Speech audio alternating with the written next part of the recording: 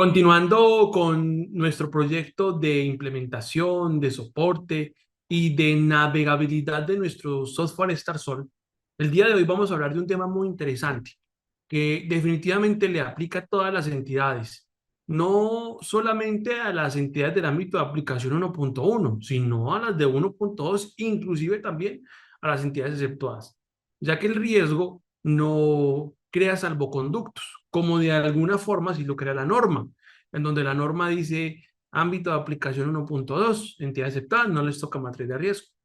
Grave error, considero yo, ya que el tema que tenemos el día de hoy, que es acerca de la matriz de riesgo, es decir, la gestión de las etapas, les aplica a todas las entidades, porque esta es la que permite integrar toda la gestión y crea un orden de idea y un plan de trabajo lo suficientemente robusto para garantizar que se cumplan con otros aspectos de la normatividad, como por ejemplo los instrumentos, y también el que se evite un riesgo legal, un riesgo reputacional, un riesgo operativo y o un riesgo de contagio. Entonces, la norma dice que no lo tienen que hacer, supuestamente, pero sí se exponen a esos efectos y por esta razón es muy importante tener la matriz de riesgo funcionando al 100%. Y es ahí donde nuestro software StarSol les permite crear una dinámica para que se integre una comunicación directa con el comité de riesgos y también con el consejo de administración y o la junta directiva. Así que la forma de dinamizar la gestión del riesgo es a través de nuestro software. Vamos a ver la estructura del SARLAF para que así de esta forma también tengamos la guía de qué es lo que vamos a hacer en esta oportunidad en la configuración de nuestro software. ¿Listo? El SARLAF se compone de etapas. La primera es la identificación. Esa identificación es referenciar según el entorno social, cultural, económico y político el qué puede suceder, cómo sucede y por qué sucede un evento que, reitero, puede llegar a impactar a cualquier organización del sector solidario. Ese es el riesgo inherente, el riesgo propio de la actividad sin tener en cuenta el efecto de los controles. Por eso es muy importante que nos preguntemos qué puede suceder, el cómo sucede y el por qué sucede.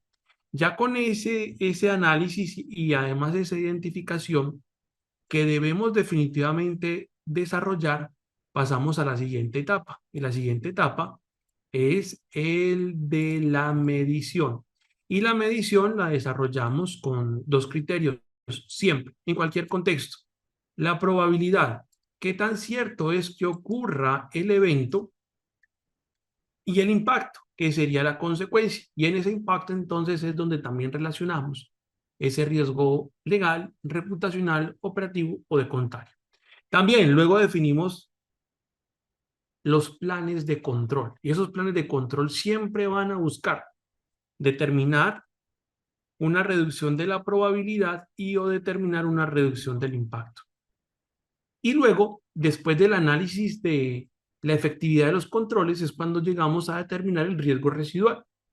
Ya con el riesgo residual también se establecen unos planes de monitoreo y es el asegurar que los controles que se han implementado sí estén funcionando y estén cumpliendo siempre con esos objetivos de disminuir probabilidad y o disminuir impacto. Si no se logra esto, el riesgo residual va a ser igual al inherente. Y si es igual, quiere decir que la función no se está desarrollando como debería para la administración del riesgo. La metodología que hemos implementado en nuestro software en la gestión de las etapas es la misma del modelo australiano para administración de riesgos o la ISO 31000, la cual también ha recomendado desde el 2017 la Super Solidaria y que sin duda ha sido una muy buena guía para que muchas entidades en nuestro sector y a nivel general en muchos sectores tengan una adecuada gestión del riesgo. Así que vamos a la práctica y vamos a ver la forma de cómo vamos a crear la matriz de riesgo en el software StarSol y también la forma de cómo vamos a crear esa dinámica de comunicación entre comité de riesgos y también entre la junta directiva o consejo de administración en las reuniones que hay que estar desarrollando, por ejemplo, mensualmente. ¿Listo? Entonces, bueno, vamos a crear la matriz de riesgo, vamos a crear el evento y todo esto siempre ingresando starsol.com.co, colocamos nuestro usuario, colocamos la contraseña y después de esto ya el sistema nos va a permitir ingresar al panel de control. Daremos clic en el botoncito que dice matriz de riesgo. Así de fácil y digamos así de sencillo. Aquí ya tengo unos eventos creados, pero vamos a crear un evento. Y para crear el evento simplemente dar clic en el botoncito que dice crear evento. Él siempre nos va a referenciar una plantilla de información. Esa plantilla de información la debemos construir y o si tenemos alguna guía, por ejemplo, un Excel, sería pues lo ideal. Nosotros siempre a nuestros clientes y a todas las entidades que confían en nosotros, les enviamos una matriz de riesgo y esa matriz de riesgo evolucionada ya en StarSol es, digamos, la gestión ideal. Entonces, él nos pide aquí un macroproceso, simplemente copiamos y pegamos en donde correspondan. En este caso, misional, el proceso vendría siendo, por ejemplo, gestión comercial. Luego encontramos el procedimiento, que sería, por ejemplo, vinculación de asociados. Y luego, el qué puede suceder, que hace parte también de la identificación. Es decir, hasta este momento hemos iniciado el proceso de la identificación. Entonces, ¿qué puede suceder? Asociados vinculados con actividades delictivas y actividades de terrorismo. Eso puede pasar y por eso está dentro del marco del contexto del riesgo inherente. ¿Cómo puede suceder? Vinculación de asociados, y aquí vamos a organizarlo más chévere, más bonito, que lo configure como vinculación de asociados relacionados con grupos al margen de la ley. Y luego el por qué puede suceder.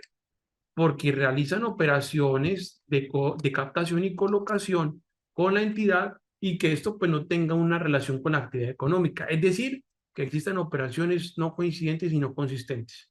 Esto que estamos escribiendo acá le puede aplicar a cualquier organización del sector solidario, indistintamente de que la norma diga, no, es que no le toca tener las etapas, no es obligatorio. Si veamos en este caso que sí es muy aplicable y por eso hay que tener matriz de riesgo y por eso hay que contextualizar el riesgo para, con base en esto, poder crear unos controles que sean lo suficientemente eficientes, disminuyendo la probabilidad y o disminuyendo el impacto. Entonces, bueno, ahí vamos en parte de la identificación, donde por consecuente debemos determinar el factor de riesgo. Y el factor de riesgo es lo que propicia el evento. En este caso, en un contexto de lo que son los factores de riesgo, recordemos son las contrapartes, los productos, el canal y la zona. Así que en este caso vamos a referenciar el factor de riesgo de la contraparte, que sería el asociado, del que estamos hablando acá. Luego, el producto, que sería el ahorro y el crédito, que estamos también hablando acá. Si su organización solamente tiene aportes, simplemente es aporte y crédito, borramos captación. Bueno, ya es personalización. Luego, llegamos a hablar también inclusive del canal y de la zona, ¿sí? Es decir, que en el factor de riesgo podemos relacionarlos todos y luego crear informes por cada uno de ellos. Riesgo asociado, la consecuencia. Y con esto podemos referenciar un riesgo legal, una posible sanción por parte de la supersolidaria o inclusive según a lo estipulado en el Código Penal, artículo 323 y 345. Luego, encontramos el posible efecto de contagio, que es cuando el dinero ilícito ingresa a la entidad con apariencia de ilegalidad. Luego, el riesgo reputacional, mala imagen o publicidad negativa. Y por último, encontramos el riesgo operativo, que es cuando se falla en algún procedimiento o en alguna política y por eso luego se materializa. Llegamos a la parte de la medición, es decir, ahí ya terminamos identificación, vamos a la medición. Y la medición, recuerden, se establece con el análisis de dos variables. La primera, probabilidad. ¿Qué tan cierto es que ocurre el evento? Entonces siempre va a llegar la inquietud, bueno, ¿cómo yo determino adecuadamente la probabilidad? Y para eso entonces llega a estar solo. Ustedes pueden llegar acá a seleccionar cualquier medida, en este caso, digamos raro, y me indica que raro es porque puede ocurrir solo en una circunstancia excepcional y es porque no se ha presentado ni siquiera una vez en los últimos 5 años. Luego, llega, si usted determina improbable y él le va a dar la referencia de qué significa y también la referencia técnica de qué debe considerar usted para poder tener esa adecuada calificación. Es decir, que el mismo sistema le va guiando, donde la calificación va en una escala de 1 a 5, donde 1 es, digamos, la probabilidad más baja y 5 es la probabilidad más alta. ¿Listo? Ahora, el impacto en una escala también de 1 a 5, donde 1 es insignificante, 2 menor, 3 moderado, 4 mayor y 5 catastrófico. Según a lo que ella escoja, el mismo sistema me va guiando qué significa. Y esto mismo lo encontramos en la cartilla de gestión de riesgo de la Supersolidaria y o en la metodología de la ISO 31000. Así que vamos a la fija de que estamos construyendo nuestra matriz como lo indica la norma y también con todo el contexto de lo que significa nuestro sector. Seleccionamos el módulo, en este caso estamos hablando de SARLab, y damos clic en donde dice crear evento. ¿Listo? Creamos el evento y ahí ya está. Por ejemplo, este me ha quedado ese es el primero que tengo acá como guía, pero por ejemplo yo voy a decirle acá muéstreme 50 eventos, ese me va a aparecer acá abajo de último, y digamos la diferencia con los que están arriba es que, mire, hace falta crear los controles y también hace falta determinar la efectividad, estableciendo qué tanto se reduce la probabilidad del impacto con base en el control mismo. ¿Listo? Entonces vamos a hacer el ejercicio completo con este evento que hemos creado, ya que pues los otros ya están dentro del aplicativo. Así que guiándonos con lo que encontramos dentro de la estructura, nos hace falta crear controles y también determinar la efectividad. Vamos primero a crear el control. Para esto venimos al botoncito de opciones, que están siempre al final al lado derecho.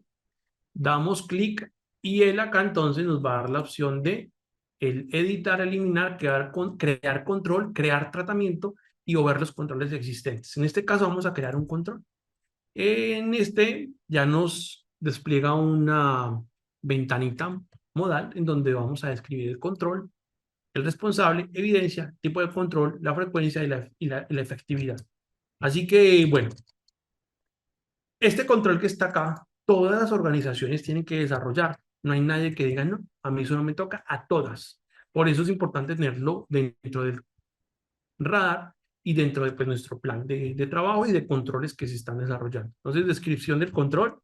Procesos de debida diligencia, que deben incluir consulta en listas restrictivas y o vinculantes antes de la, coloquémosle, sí, afiliación, de la afiliación.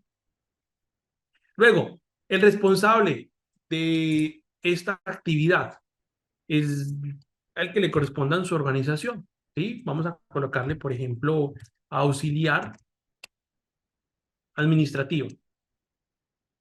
Algunas entidades tendrán gestor comercial, bueno, pero por lo pronto coloquémosle aquí, auxiliar administrativa. Luego la evidencia, coloquémosle carpeta de vinculación. Y luego, él por acá ya nos va a pedir el tipo de control. Ese control que estamos describiendo ahí, primero es preventivo con un formulario y también es detectivo con las consultas en listas que se realizan. La frecuencia es mensual, bimestral, trimestral, semestral, coloquémosle que es mensual o permanente, cualquiera de las dos, coloquémosle permanente. Y la efectividad baja, media o alta. Digo que la efectividad es alta. Le doy clic en enviar y ya aquí ha quedado creado el evento que nos está sirviendo en este caso de guía, ¿sí? Si nos desplazamos, vemos que ya aparece que hay un control, no, a la siguiente página, listo, aquí, por aquí va a aparecer, es justo este que estamos viendo acá, donde ya hay un control, ¿sí? Mire que el riesgo inherente dice alto. Vamos a determinar qué tanto se reduce la probabilidad del impacto para que el riesgo residual cambie. Entonces simplemente venimos al botón de opciones, vamos a dar clic en editar y encontramos entonces aquí ya la opción de determinar qué tanto se reduce la probabilidad del impacto con este control que hemos diseñado. Entonces yo digo, bueno, ese control reduce casi toda la probabilidad con un nicho de mercado definido, con una muy buena referencia en el proceso de la vinculación, con la entrevista, verificación de datos, las consultas en listas y también el impacto.